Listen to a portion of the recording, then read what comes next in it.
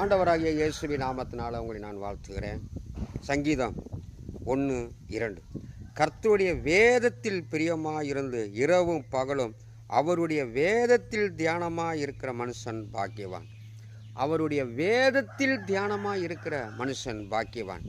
இன்றைக்கி காலங்கள் நேரங்கள் கிடைக்கும் போதெல்லாம் இன்றைக்கி ஃபேஸ்புக்லேயும் வாட்ஸ்அப்லேயும் யூடியூப்லேயும் நேரத்தை செலவழித்து கொண்டிருக்கிற என் அன்பு தேவனுடைய பிள்ளைகளே, ஆண்டவர் எழுதி கொடுத்த இந்த வேத புத்தகத்தில் நீங்கள் தியானமாக இருங்கள்.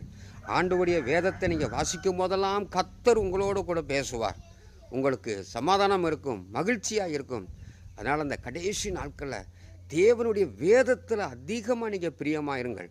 ஒரு தகப்பனார் தம்முடைய 3 பிள்ளைகளை கடைசி நாட்களில் அழைத்து ஒருவருக்கு ஒரு தென்னந்தோப்புகளை கொடுத்தாராம். மகனே, இந்த தென்னந்தோப்பை வைத்து என்னை பிழைத்துக்கொள் என்று சொல்லி.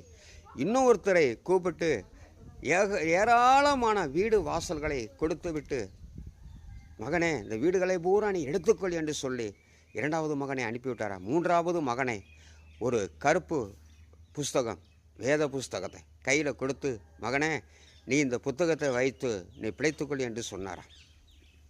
மற்ற 2 பேரும் நல்லா சமாதானமாக இருக்கிறார்கள்.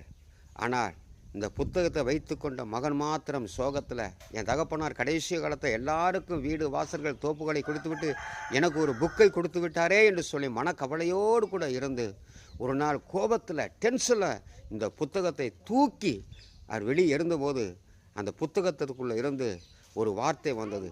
அதாவது, மகனே, ஒரு வனாந்தரமான ஒரு இடத்துல இருக்குது, அங்கே ஒரு குறிப்பிட்ட இடத்தை நீ தோண்டி பார் என்று சொல்லும்போது அந்த புக்கில் இருக்கிற அந்த துண்டு சீட்டில் எழுதி வச்சிருந்த அந்த இடத்தை தோண்டி பார்க்கும்போது ஒரு மண்பானைக்குள்ளே ஏகப்பட்ட நகைகள், ஏகப்பட்ட வைரக்கற்கள் அதில் அநேகமாக இருந்தான்.